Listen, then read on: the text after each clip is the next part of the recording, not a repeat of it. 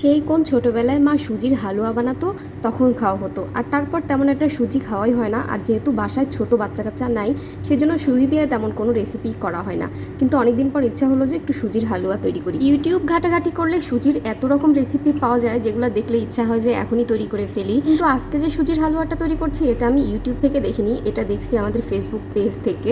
মানে একটা আপুর পেজে দেখলাম এত সুন্দর করে সুজির হালুয়া তৈরি করলো ক্যারামেল দিয়ে। তো এটা আমার খুবই পছন্দ হয়েছে। তো আমি ভাবলাম যে হলো আমি ওভাবে একটু তৈরি করে দেখি কেমন হয়। আমি চিনির ক্যারামেলটা প্রথমে তৈরি করে নিয়ে একটা পাশে জাল হতে দিলাম। যেহেতু ক্যারামেল গলতে একটু সময় লাগবে, সেজন্য ওইটা আস্তে জাল দিয়ে একটা চুলায় বসায় রাখলাম। আর অন্যদিকে ঘিয়ের মধ্যে আমি কিছু কিশমিশ ভেজে নিলাম। কিশমিশটা ভেজে একটা পাশে উঠায় রেখে তারপর ওই ঘিয়ের মধ্যেই আমি এবার সুজিটাকে খুব ভালোভাবে ভেজে নিলাম।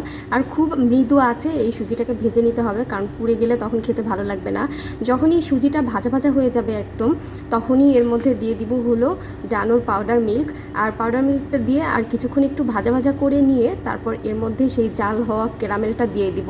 আর জাল হওয়া ক্যারামেলটা দিয়ে দিলেই কিন্তু সুজির কালারটা পুরো চেঞ্জ হয়ে যাবে। এবার আর কিছুক্ষণ নাড়াচাড়া করে নিলেই সুজিটা একদম রেডি হয়ে যাবে। যেহেতু এখানে পাউডার মিল্ক দেওয়া আছে, সেহেতু দুধ দিয়ে আর এটাকে কিছুই করতে হবে না, জাস্ট নাড়াচাড়া করতে হবে। আর এই পর্যায়ে কিন্তু অনবরত নাড়াচাড়া করতে হবে, তা না হলে একদম সুজিটা ঘন হয়ে যাবে আর ভালো লাগবে না খেতে। আজকে এই পর্যন্তই। সবাই ভালো থাকবেন, সুস্থ থাকবেন। আল্লাহ হাফেজ।